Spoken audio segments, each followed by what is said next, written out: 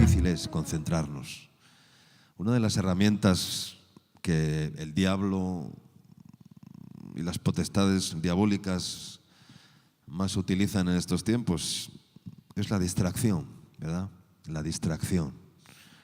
¿Cuánto tiempo perdemos en vanidades? ¿Cuánto tiempo perdemos en distracciones? Y una de las cosas que el diablo consigue es distraer nuestra mente del propósito de Dios, nuestros pensamientos del propósito de Dios. Tres Ds que hay que vencer, que son la dispersión, la diversión y la distracción, ¿no? Toma nota. Dispersión es división. No concentrar nuestros pensamientos en lo que debemos estar, ¿verdad? La diversión a veces equivocada, o buscar la diversión en el mundo está creado para la diversión. Todo está creado para la diversión. Y la distracción, ¿verdad? Y todo también está creado para distraernos de una meta, de un propósito. Y tenemos que luchar contra estos espíritus que vienen y a veces veo la iglesia, veo el culto, miro a las personas y el Espíritu Santo no rápidamente me habla, ¿no? de que como muchos están pero no están, están presentes pero no están ausentes, solamente están ocupando una silla, sentados, ¿verdad? Una masa corporal, pero los pensamientos están fuera, están por ahí, dispersados. Y toda casa dividida contra sí misma, dice la Escritura, no puede permanecer en pie, no puede prosperar.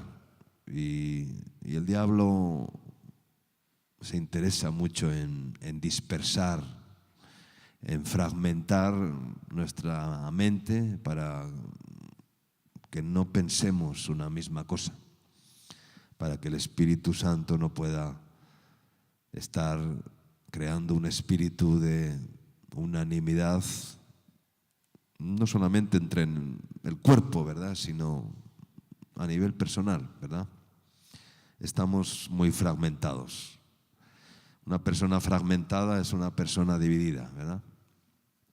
Es como cuando un vaso de vidrio se cae al piso y se hace pedacitos, ¿verdad? Se fragmenta totalmente, ¿no? Así están a veces nuestros pensamientos, totalmente fragmentados, divididos. Y ese es el mayor, es una puerta abierta, ¿no?, para que el diablo pueda confundir, dividir, separar, dispersar y no hacernos entrar por sus atrios, por sus puertas, con alabanza, con adoración, con acción de gracias. Y mucho menos centrarnos en el mensaje que Dios quiere, o la palabra que Dios nos quiere hablar. Amén. Decía que somos peregrinos, que estamos de paso en este mundo. Y queramos o no queramos, todo pasa y todo continúa eternamente. El tiempo pasa rápido, los días, los meses, los años. Y nos vamos a tener que enfrentar contra un espíritu en este mundo, en el ambiente y en lo que respiramos, ¿verdad? Que es una babilonización progresiva que hay en este mundo. Y esa babilonización es un espíritu de Babilonia, Babilón, en la cual todo es bueno, todo es lícito, todo vale, todo no pasa nada, todo. Así está el mundo, así camina el mundo en estos tiempos, ¿no? Con ese espíritu que también nos quiere, por supuesto, invadir. Y por eso debemos estar muy atentos a la voz de Dios y sobre todo velando, porque La misma serpiente antigua que quiso destronar a Dios de su trono, esa misma serpiente antigua sigue hoy como león rugiente buscando a quien devorar. No porque es un versículo que lo hemos leído, ¿no? El diablo anda como león rugiente buscando a quien devorar. ¿A qué matrimonios puede destruir? ¿A qué hijos puede pervertir? ¿A qué ministerios puede derribar y apartar y dividir y separar? Y este es el espíritu de Amalek que sigue obrando y operando en este mundo. El espíritu de Amalek, luego veremos quién fue Amalek, representa todo poder o todo espíritu que se levanta contra los propósitos de Dios y que se opone a todo aquello que hay en el trono de Dios, que sale del trono de Dios, en forma de humanismo, en forma de relativismo, en forma de hedonismo, en forma de materialismo, de liberalismo. Es el espíritu de las naciones de la tierra. Amalek, entre otras cosas, significa sin temor de Dios. Sin temor de Dios. La pregunta en esta mañana es, ¿tú tienes temor de Dios?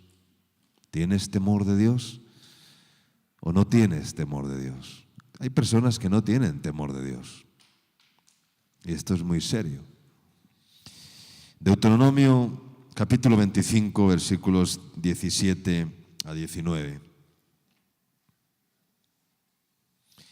Dice así: acuérdate de lo que hizo Amalek contigo en el camino cuando salías de Egipto, de cómo te salió al encuentro en el camino y te desbarató la retaguardia de todos los débiles que iban detrás de ti, cuando tú estabas cansado y trabajado, y no tuvo ningún temor de Dios.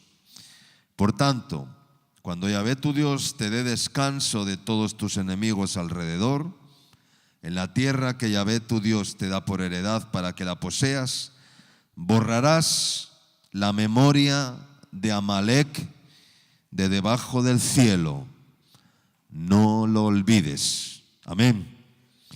Está hablando de la orden que da Dios de exterminar a este pueblo amalecita, a este pueblo de Amalek, que es uno de los enemigos mayores, si no por decir el mayor enemigo que tuvo el pueblo de Israel, los amalecitas. Es un trono diabólico tremendo. Y el Señor dice que tenemos que exterminar. Si hay algo de Amalek en nuestro corazón, en nuestra vida, en nuestro matrimonio, en nuestra familia, en nuestro ministerio, hay que destruirlo. Hay que pisar esa serpiente y hay que atar ese espíritu para que cada día no introduzca sus viejas levaduras que después pueden leudar toda la masa, todo el cuerpo. Dice, acuérdate de lo que hizo Amalek contigo en el camino cuando salías de Egipto. Acuérdate de lo que hizo Amalek contigo en el camino cuando saliste del mundo, cuando dejaste el mundo atrás y tomaste la cruz de Cristo, o comenzaste a entender el camino de la salvación, el camino de Cristo. Acuérdate de los ataques, dice, de Amalek, cuando salías de Egipto, de cómo te salió al encuentro en el camino y te desbarató la retaguardia de todos los débiles que iban detrás de ti, cuando tú estabas cansado y trabajado. Tremendo. ¿Cuántos débiles que nos han seguido, verdad, durante los años que llevamos en este ministerio? Miles de débiles, miles de desamparados, miles de afligidos, miles de enfermos, miles de personas en dificultades serias en sus vidas. Esos son los débiles. Y miles nos han seguido durante estos años de ministerio, en este llamamiento glorioso y en esta vocación santa que Dios nos ha dado. ¿Cuántos débiles han sido eliminados y desbaratados, como dice acá, en el camino? Y ya no están con nosotros.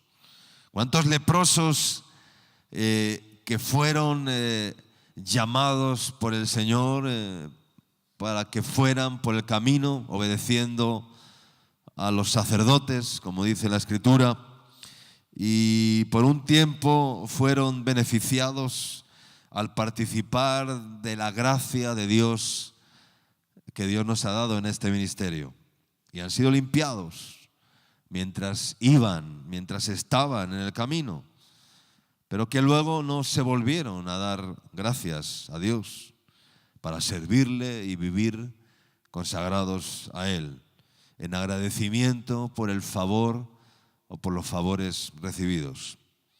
Ha desbaratado a los débiles y sigue hoy todavía desbaratando a muchos débiles. Y nuestra responsabilidad como cuerpo de Cristo, como iglesia, como comunidad, como congregación, es cubrir a los débiles. Dice la Escritura: vosotros que sois fuertes, debéis soportar las flaquezas de los débiles y centrarnos en las partes más débiles del cuerpo. Porque dice la Escritura que las partes del cuerpo que más débiles parecen, que menos importancia, dice, son las que cubrimos a veces con más decoro. Son los miembros olvidados del cuerpo, por llamarlo de alguna manera, para que el maligno no les dañe, ¿verdad? Dice, cuando tú estabas, hemos leído, cansado y trabajado. Dice, cuando tú estabas cansado y trabajado y no tuvo ningún temor de Dios. Cuidado, dice, cuando tú estabas cansado y trabajado. Renovémonos en las fuerzas del Señor cada día, porque Él, dice la Escritura, es quien da fuerzas al cansado y al que no tiene ningunas. Todos nos cansamos. Dice, y no tuvo ningún temor de Dios. No lo tuvo. Amalek no tuvo ningún temor de Dios. Muchos, repito, no tienen ningún temor de Dios. Y tú y yo podemos perder también el temor de Dios, que es el principio de la sabiduría, que es aborrecer el pecado y odiar el pecado. Odiarlo completamente, es decir, aborrecerlo completamente. Porque también me he dado cuenta que hay algunos que odian el pecado de los demás, pero no odian el suyo propio. Y esto es terrible, ¿verdad? Podemos odiar el pecado de los demás, podemos mirar el pecado de los demás, pero qué terrible que odiemos el pecado de los demás y que nuestro propio pecado no lo odiemos y lo pasemos por alto y lo minimicemos, ¿verdad? No caigamos en este error terrible de mirar el pecado de los demás y no mirar nuestro propio pecado. Dice luego, por tanto, cuando Yahvé tu Dios te dé descanso de todos tus enemigos alrededor, en la tierra que Yahvé tu Dios te da por heredad para que la poseas, borrarás la memoria de Amalek de debajo del cielo. No lo olvides. ¿Y sabes cuándo el Señor te da el verdadero descanso? El verdadero descanso viene cuando el Señor te mata, cuando el Señor te mata definitivamente. Ahí viene el verdadero descanso, porque ya un muerto, requies cantim pacem, descanse en paz, ¿verdad? Eso es lo que se le dice al muerto. Requiescat cant in pacem, en latín, descanse en paz, ¿verdad? Porque el muerto ya, es lo que se le dice al muerto. Porque cada día el Señor nos tiene que matar, no una sola vez. Y por eso Pablo decía, cada día muero. ¿Por qué? Porque el muerto no peca. Y además, dice la Biblia, que si muere, ¿qué lleva? El grano de trigo que cae a tierra y muere, ¿qué lleva? Juan 12:24, ¿qué lleva? Mucho fruto. El grano que cae a tierra y muere, lleva mucho fruto. El que no muere, dice, se queda ¿cómo? Se queda solo. Se queda solo, no lleva fruto. Habla de soledad, de esterilidad, de infructuosidad, de falta de productividad. Todo aquello que no muere en el Señor no puede llevar fruto jamás. Los que no mueren en el Señor, los que no han entendido cuál es el propósito de Dios de tener que pasar de muerte a vida, pero esa muerte nos lleva al beneficio de que para mí el vivir es Cristo y el morir es ganancia. Y como decía Pablo, todo lo tengo por basura para ganar a Cristo y experimentar así el poder de su resurrección. Y a través de la muerte hay fructificación, a través del grano de trigo que cae a tierra y muere, ahí es donde podemos llevar fruto tú y yo. Si no, pasamos por la vida y nos convertimos en árboles a veces llenos de hojas, llenos de religión, pero sin ningún fruto en él. Y además la promesa del llamado de Jesús, que fue, como todos sabemos, venid a mí todos los que estáis trabajados y cargados, y yo os haré descansar. ¿Estás cargado de afanes? ¿Estás cargado de codicias? ¿Estás cargado tal vez de malos deseos? Porque el pecado es un fardo bien pesado. Es como un costal de 50 kilos cuando te lo pones al hombro, ¿verdad? Y tienes que avanzar. Menudo peso. Ven a mí, dice el Señor, y echa tu carga sobre mí. Echa tu angustia sobre mí. Echa todo sobre mí. Porque yo lo llevaré por ti. Amén. Dice así, al final del texto dice, borrarás la memoria de Amalek de debajo del cielo.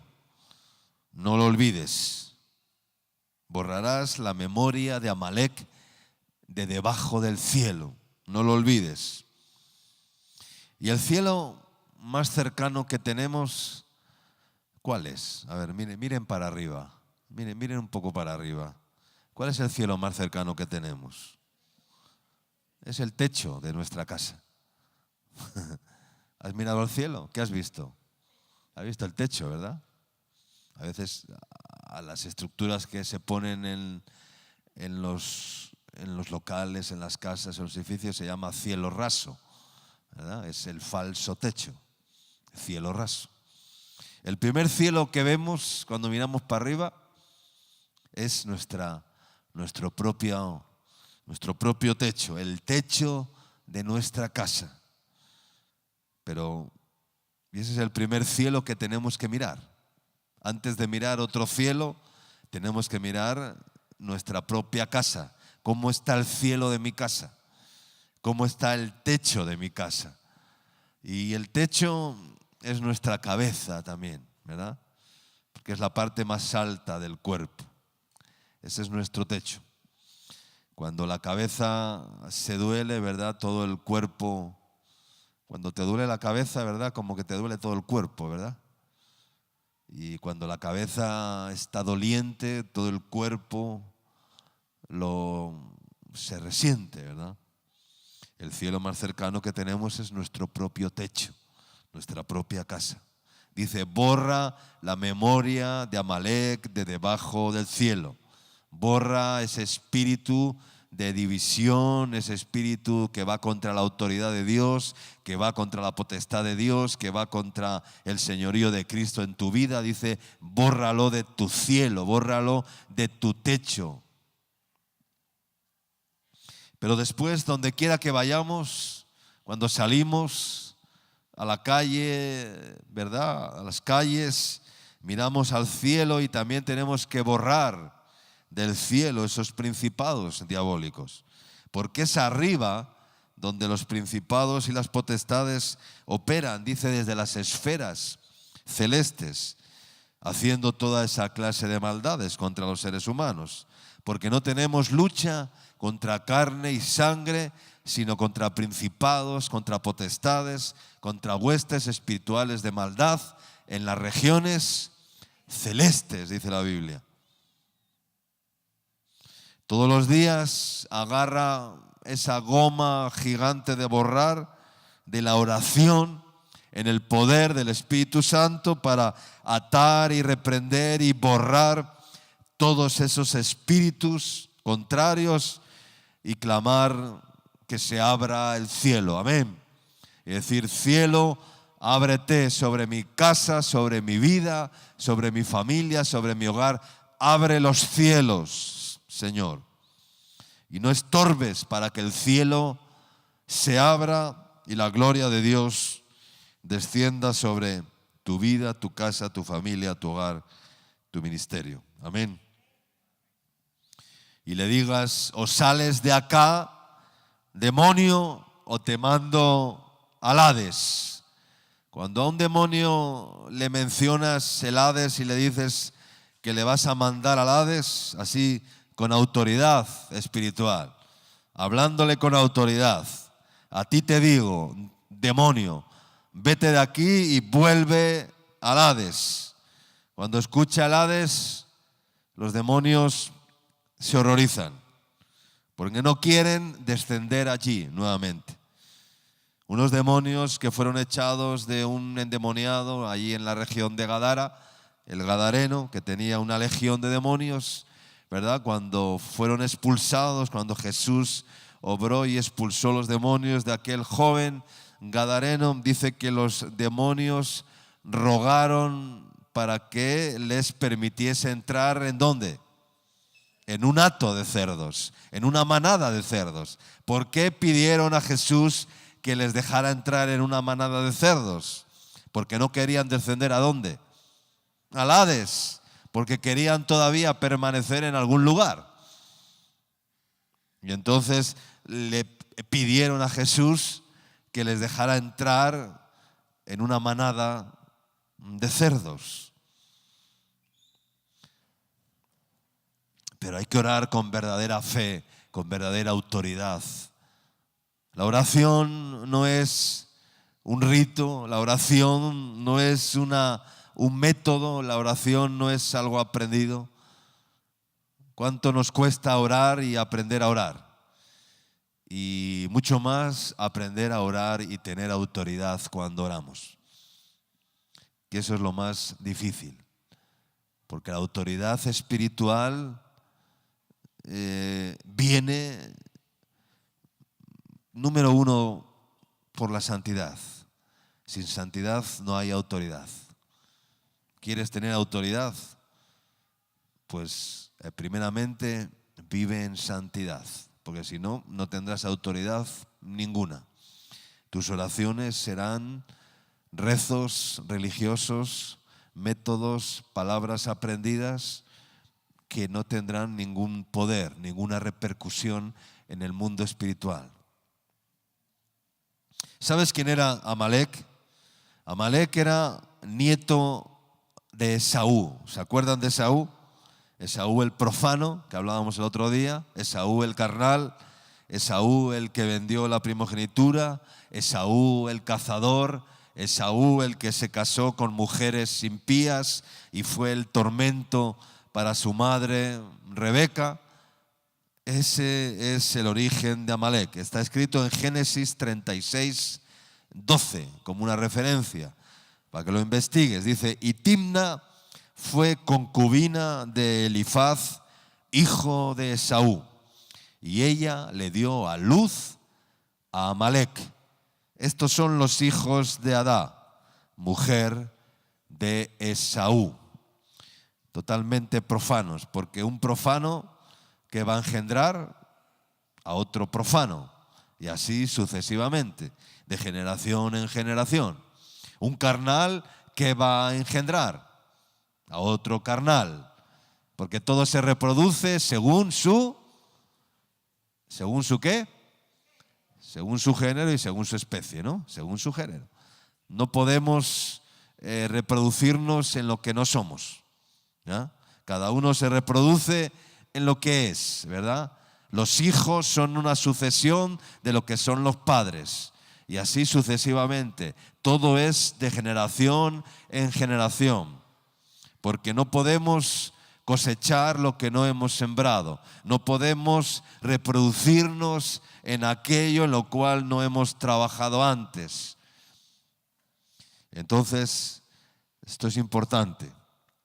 ¿Y sabes también qué significa Amalec? No solamente significa sin temor de Dios. Amalec también significa maldito de Dios. Hay muchos que creen que Dios no puede maldecir. ¿Usted cree que Dios puede maldecir? ¿Existe la maldición o no existe la maldición? La Escritura nos dice claramente que Dios bendice, pero que Dios también maldice. Bendición o maldición, gracia o desgracia. Porque ¿quién va a impedir a Dios que Él haga como Él quiera? ¿Tú y yo vamos a impedir a Dios que Él haga como Él quiera? De ninguna manera. El Evangelio, queridos hermanos, no es diplomacia. El Evangelio no es predicar aquello que es políticamente correcto. Hoy muchos predican lo que es políticamente correcto, ¿verdad?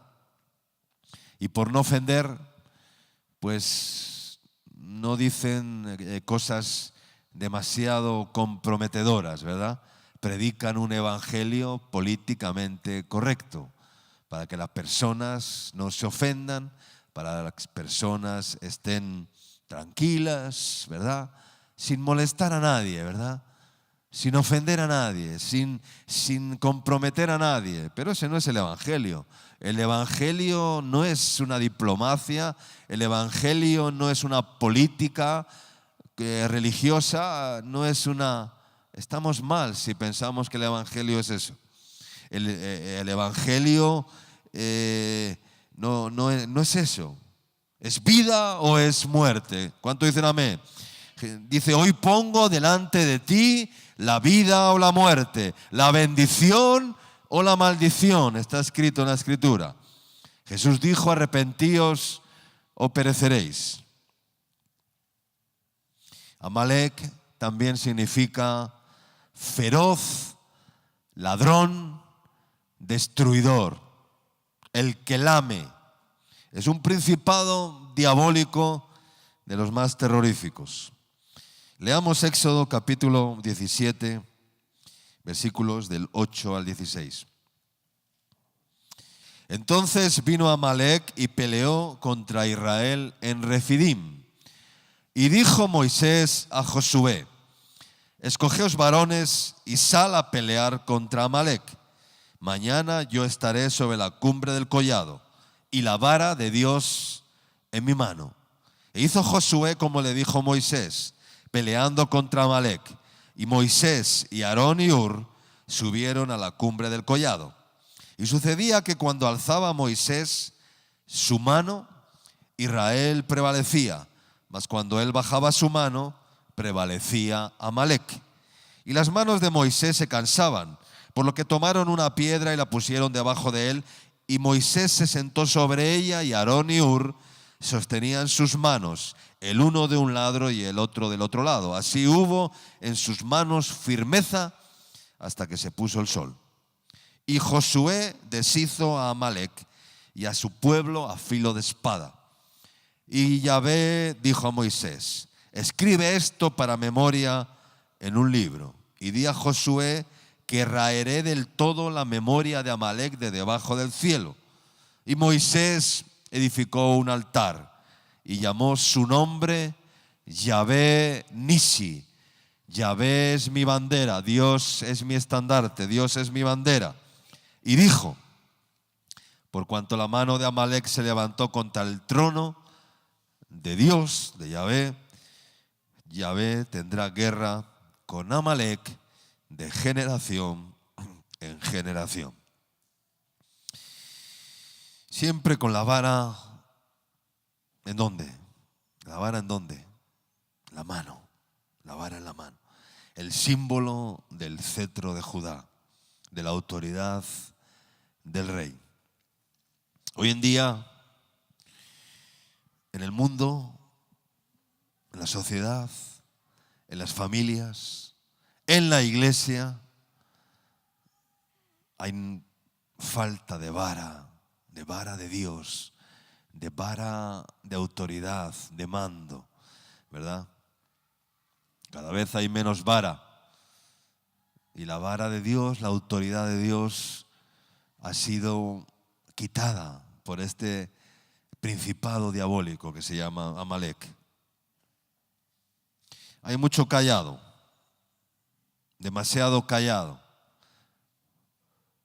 Los que lo callan todo, ¿no? Callardo, callar. Callo, callo y callo. Y sigo callando, y me callo, y me callo, y me callo. Y no digo nada por no ofender, por no dañar, por no... Callo y callo. Ese es el callado, callar, callar y callar. Callado viene de callar. Los que callan son los que solamente tienen el callado y no tienen ninguna vara en sus vidas, autoridad espiritual. Y como no tienen vara en su boca, solamente callan y callan y callan. Y el que calla, otorga, dice un refrán. Y el que otorga y el que participa, el que calla y no denuncia el pecado, se hace cómplice. Y maldito el que no detuviere de la sangre, o el que retuviere, dice, de la sangre la espada. Maldito el que hiciere indolentemente la obra de Yahvé. Mirad si hay maldición o no hay maldición. Si no, léete Deuteronomio capítulo 28. ¿Cuántos versículos hablan de la maldición y cuántos de la bendición? ¿Verdad? No sé si son 70 y tantos versículos, hablan de malditos, pero muy pocos hablan de la bendición. Es decir, que son más las maldiciones que las bendiciones, según ese libro, según ese capítulo. Falta de vara. La vara y el callado, porque la Biblia dice, ¿qué es primero? ¿La vara o el callado? ¿Qué es primero? Salmo 23, ¿qué es primero? Tu vara, ¿y qué más? Y tu callado me infundirán aliento.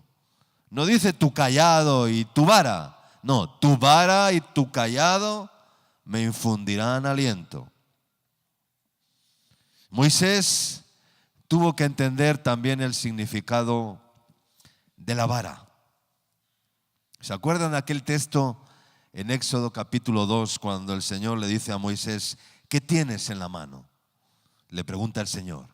Y Moisés le dice, una vara, así, sin más, ¿no? Una vara. Y el Señor le dice, échala en la tierra. Moisés echa la vara en la tierra. ¿Y qué pasó? Que la vara se convirtió ¿en qué?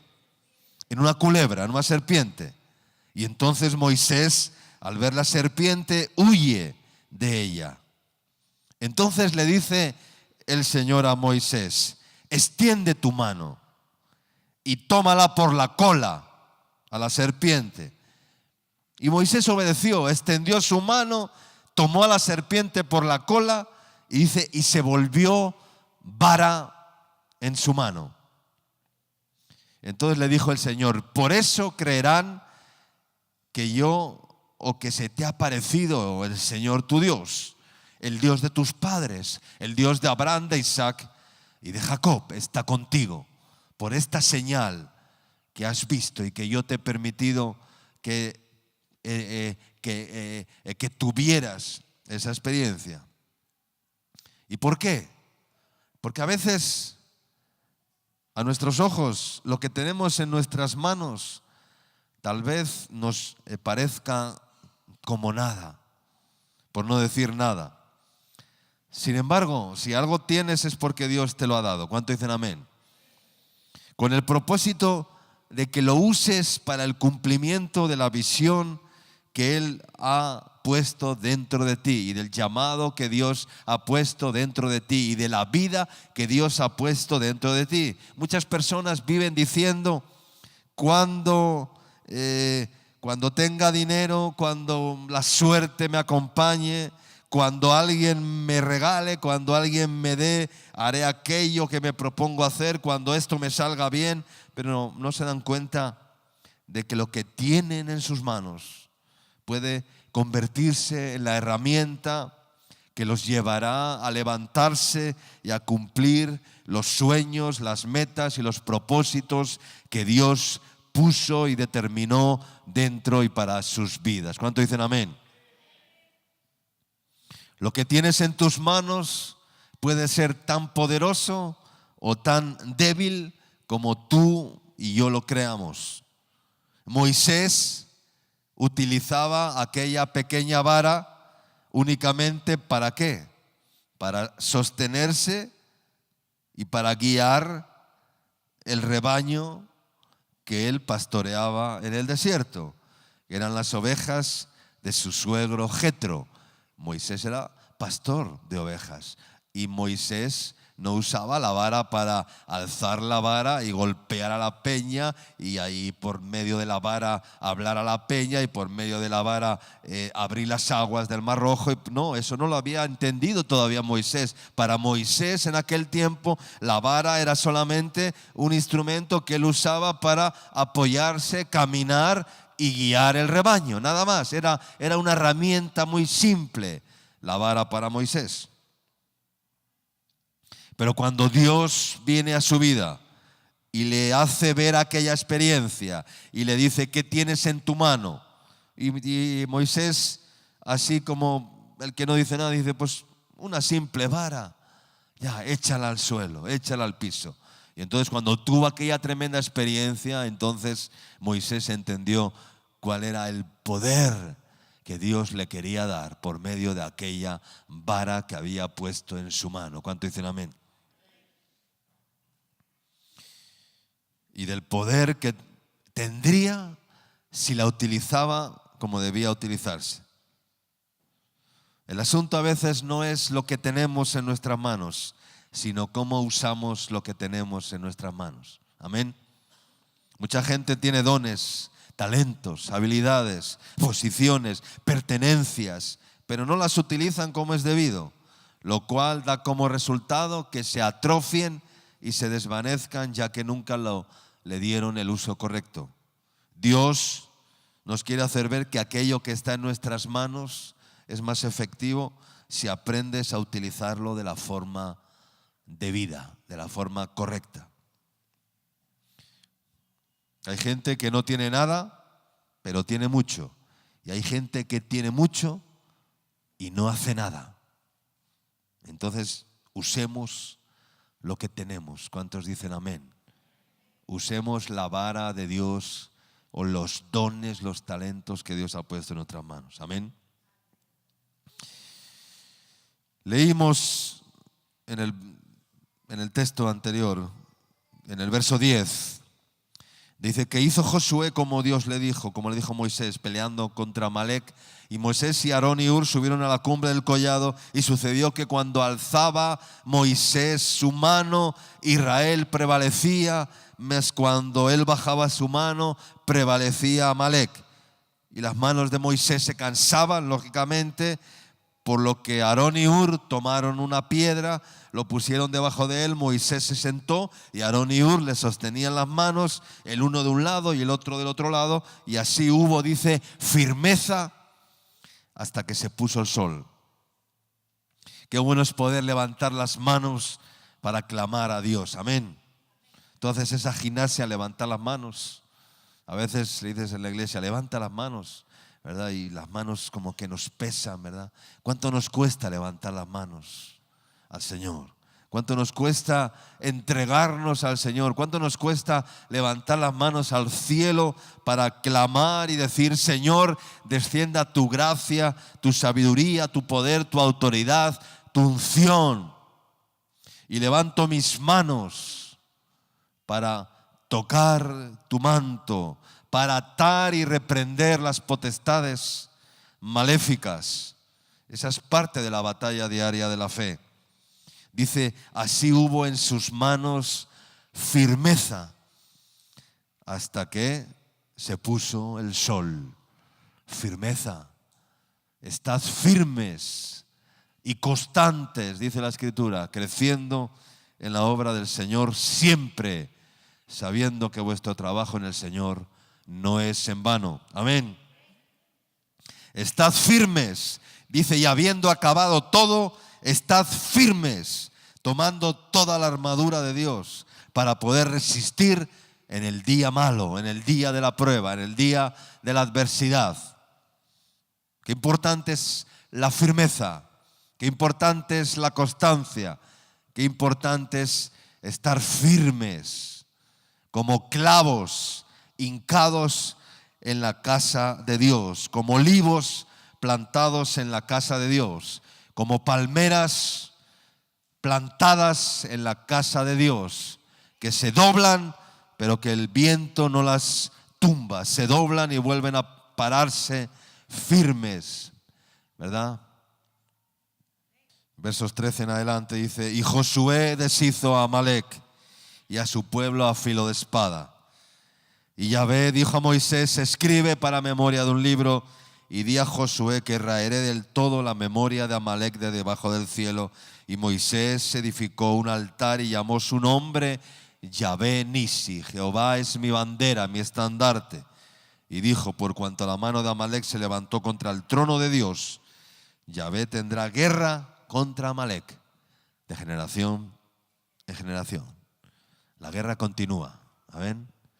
La saga continúa. Es como, ¿verdad?, la película de Star Wars. La saga continúa. La batalla continúa. Dice: y tendrá guerra con Amalec de generación en generación. Amalec representa un espíritu de rebelión contra la autoridad de Dios. Dice: se levantó contra el trono de Dios. Amalec es un principado, una potestad que se levanta contra el trono de Dios, contra la autoridad de Dios. Y la promesa es que hay victoria, pero que la guerra contra Amalec continúa de generación en generación. Es decir, que nunca podemos bajar los brazos.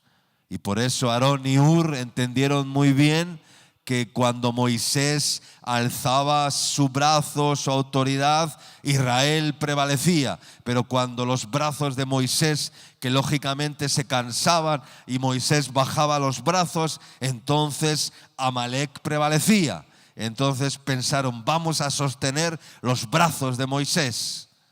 Y se pusieron uno a cada lado para sostener los brazos. Esto habla también de los consiervos que sostienen los brazos de la autoridad de Dios, ¿verdad? Que en vez de bajarle los brazos, se los levantan cada día con su ejemplo, con su tesón, con su esfuerzo, con su ejemplo, ¿verdad? Con su vida, con su testimonio.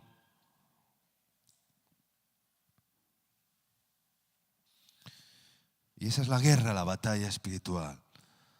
Porque desde los días de Juan el Bautista, el reino de los cielos sufren violencia y los sufren guerra. La guerra continúa y solo los violentos, los valientes, toman el botín y obtienen la victoria. Refidín significa lugar de reposo. Y ahí es donde más este principado de Amalec viene a atacar. Dice que el texto que hemos leído que estaban ¿en dónde? Estaban en Refidín, ¿ya? Y allí fue donde se manifestó, ¿verdad?, Amalek. Dice, entonces vino Amalek y peleó contra Israel en Refidín. Refidín es el lugar de reposo. Amén. El lugar de descanso, el lugar de paz. Gloria a Dios. Y ahí donde viene Amalek, cuando estamos en ese lugar, a destronarnos, a quitarnos de esa paz, de ese lugar de reposo. Por eso, hermanos, guardemos constantemente de no perder, guardémonos constantemente de no perder el temor de Dios, renovándonos en la comunión con el Espíritu Santo cada día. Y guardémonos de aquellos que no tienen temor de Dios, porque pueden ser los mayores instrumentos humanos en las manos del diablo.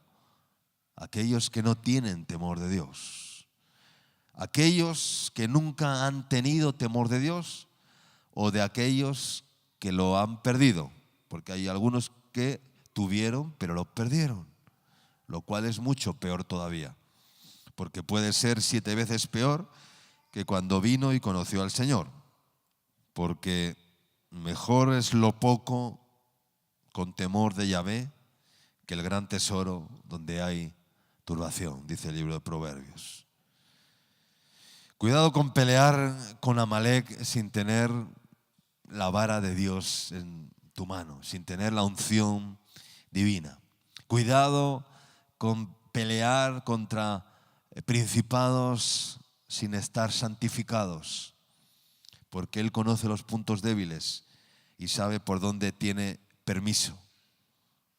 El pecado del hombre le da permiso a Amalek.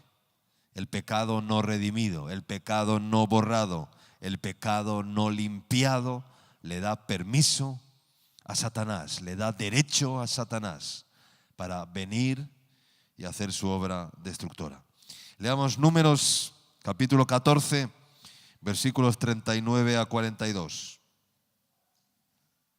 Dice, y Moisés dijo estas cosas a todos los hijos de Israel, y al pueblo se enlutó mucho. Y se levantaron por la mañana y subieron a la cumbre del monte, diciendo, henos aquí para subir al lugar del cual ha hablado Yahvé, porque hemos pecado. Y dijo Moisés, ¿por qué quebrantáis el mandamiento de Yahvé? Eso tampoco os saldrá bien. No subáis, porque Yahvé no está en medio de vosotros. No seáis heridos delante de vuestros enemigos, porque el amalecita y el cananeo están allí delante de vosotros, y caeréis a espada, pues por cuanto os habéis negado a servir a Yahvé, por eso no estará Yahvé con vosotros. Dice, no subáis, no vayáis, dice, sin antes tener el respaldo de Dios. Dice, no subáis, no vayáis. Dice, ¿por qué quebrantáis el mandamiento del Señor? Eso tampoco, dice, os saldrá bien. No subáis, porque Yahvé no está en medio de vosotros. No vaya a ser que seáis heridos delante de vuestros enemigos. Tremenda advertencia. Dice, no subáis sin antes tener el respaldo de Dios, por haberos dejado limpiar. Dice, ¿por qué quebrantáis el mandamiento del Señor, de Yahvé? Dice, esto tampoco os saldrá bien.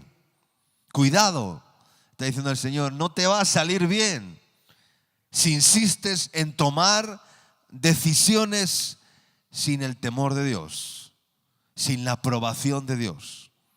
No subáis porque Yahvé, dice, no está en medio de vosotros, si estáis en esa actitud. Algunos se hacen los religiosos, dicen, es que Dios me ha dicho, es que Dios me habló, es que he tenido un sueño, o yo qué sé, y ya, igual fue que te comiste 2 platos así de... Y claro, luego seguro que soñaste, pero a ver lo que soñaste. ¿Y cuál fue la consecuencia del sueño? Fueron los 2 platos que te metiste, ¿verdad? Cuidado con los sueños. La orden de exterminar a Amalek. Algunos pretenden que Dios bendiga sus sueños egocéntricos y personales. Dios no bendice nada que no venga de Él. ¿Cuánto dicen amén? De su soberana autoridad. Dice, no seáis heridos delante de vuestros enemigos. La orden de exterminar a Amalek y a los amalecitas es irrevocable, como se la dio Dios por medio del profeta Samuel al rey Saúl. Y por no cumplirla en su totalidad, completamente, y su obediencia fue muy parcial, ¿verdad? ¿Qué pasó con Saúl, verdad? El Señor le dijo, destruye a Amalek, mata a todo el pueblo, mata al rey Agag, mata a todos sus criados, mata a todos sus ejércitos, mata incluso a los niños y a los niños de pecho, mata a todo su ganado, todo, absolutamente todo, destrúyelo todo, no tomes nada del botín. Pero Saúl desobedeció a Dios cuando luchó contra Amalek y se guardó algo del botín. Y entonces eso le acarreó tremenda maldición. Tremenda maldición vino sobre Saúl. Ese fue el principio de la caída de Saúl. Tomar del anatema, tomar de aquello que no podía tomar, que lo tenía que destruir. O lo matamos o nos mata. Lo que no destruyes al final te destruye.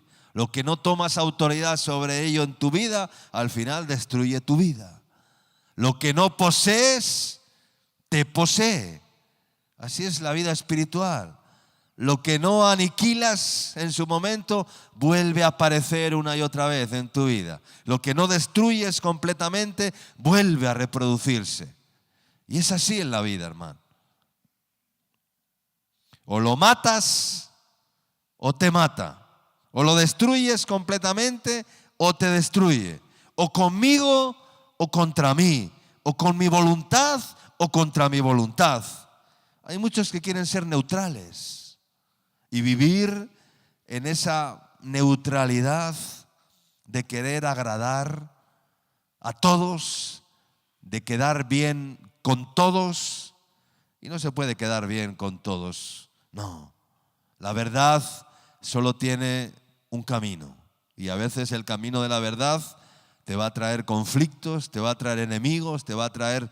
No podemos ser, yo digo algo siempre, no podemos ser tierra de todos. Somos tierra divina. ¿Cuánto dicen amén? Y tú debes tener tus fronteras y tus límites. Y tus límites no pueden ser invadidos por los invasores que vienen a querer invadir el lugar, el reducto donde tú y la presencia de Dios habita. Y vienen invasores a querer constantemente introducirse, trepar los muros, saltar la fortaleza y ocupar el lugar donde tú y yo tenemos comunión con el Espíritu, donde somos tierra santa. Por eso el Señor le dijo a Moisés, quita las sandalias de tus pies, porque el lugar que estás pisando, tierra santa es. Amén. Quita el calzado de tus pies, como diciendo, tienes que estar descalzo aquí. Aquí no hay lugar para hábitos, aquí no hay lugar para descálzate. Pero muchos quieren ser neutrales y vivir en esa neutralidad, estar ni de un lado ni de otro. Y en el Señor no existe la neutralidad. En el Señor no existe la parcialidad. En el Señor lo que es blanco, sea vuestro sí, sí, y vuestro no, no, porque lo que es más de esto, de mal procede, dice la Escritura. Amén. No juréis ni por el cielo ni por la tierra, sea vuestro sí, sí, vuestro no, no, para que no caigáis en condenación. No podemos ser neutrales, no podemos ser parciales. No existe. Solo existen dos opciones. El que conmigo no recoge, ¿qué cosa? Desparrama. Y así muchos dejan las puertas abiertas para que las huestes y ejércitos de demonios queden libres para robar, matar y destruir.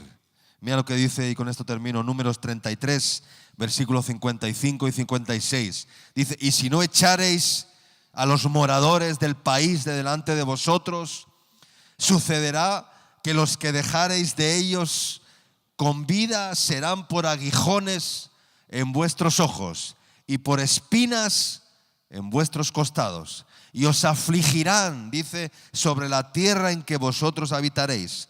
Además, haré a vosotros como yo pensé hacerles a ellos. Esto es terrible. No dejes de ninguna manera que entre en tu comunión con Dios y con los hermanos verdaderos de la fe ninguno que sea o traiga anatema. No dejes que el anatema venga por medio de alguien, porque se introduzca por medio de una persona. No, ninguno que traiga anatema. Amarles sí, pero tener comunión y dejarles que puedan participar de esa comunión de ninguna manera. Dice la palabra que con los tales ni aun comáis, aunque se digan hermanos.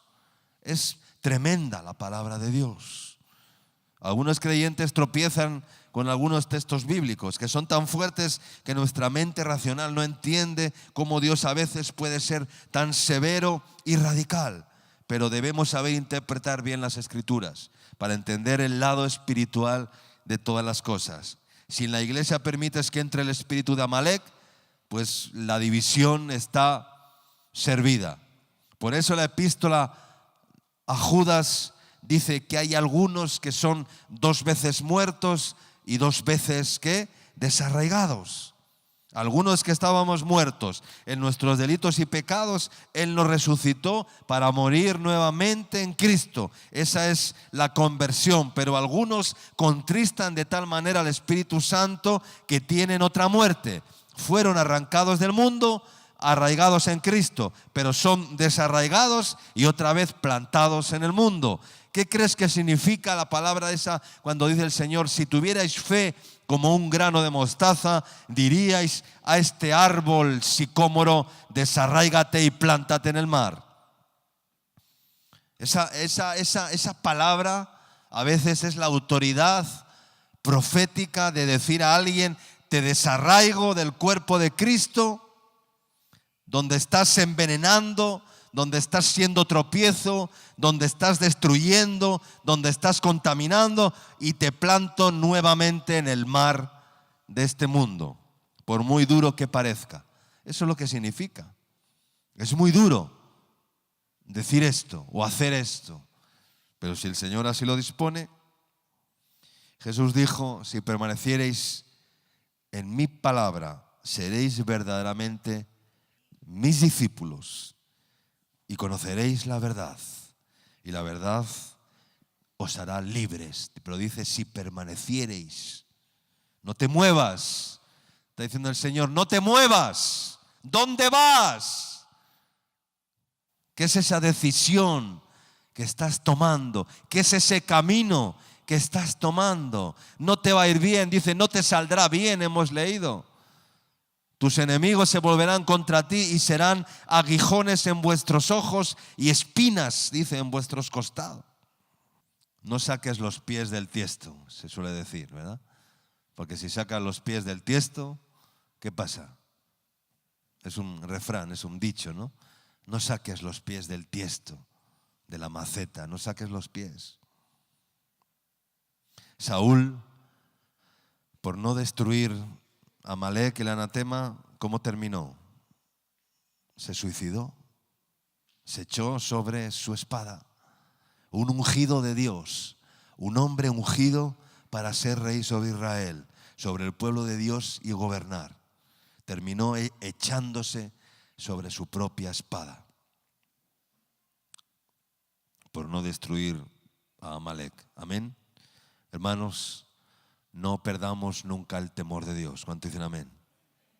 Destruyamos a Amalek, recuperemos lo que él ha robado, como David, que dice la palabra que recuperó incluso a 2 de sus mujeres que Amalek se había llevado prisioneras. ¿Y cómo vamos a hacer esto? Primero, pidiendo perdón a Dios por haber sido neutrales, por haber sido parciales, por haber sido blandos, por haber permitido, por haber sido consentidores, por haber hecho concesiones, por haber sido cobardes a la hora de meter la espada, o por haber sido sentimentales. Pidamos perdón a Dios por haber perdido la verdadera y santa responsabilidad de agradar a Dios y obedecerle, porque ese es el verdadero temor de Dios. Amén. Ese es el verdadero temor de Dios. Isaías 8:13. Al Señor de los ejércitos dice: a Él santificad, sea Él vuestro temor y a Él sea vuestro miedo. Temor a Dios, no. Temor de Dios, sí. Diga conmigo, temor a Dios, no. Porque eso es miedo. Temor de Dios, sí. Eso es lo que debemos de tener. Temor de Dios, que es el principio de la sabiduría. Amén. Si has perdido el temor de Dios, recupéralo urgentemente, porque no te va a ir bien. No te va a ir bien. Si has perdido el temor de Dios, no te va a ir bien. Amalek te destruirá. Amalek te destruirá por el camino. Sin darte cuenta, Amalek irá destruyéndote. Recuperemos el temor de Dios.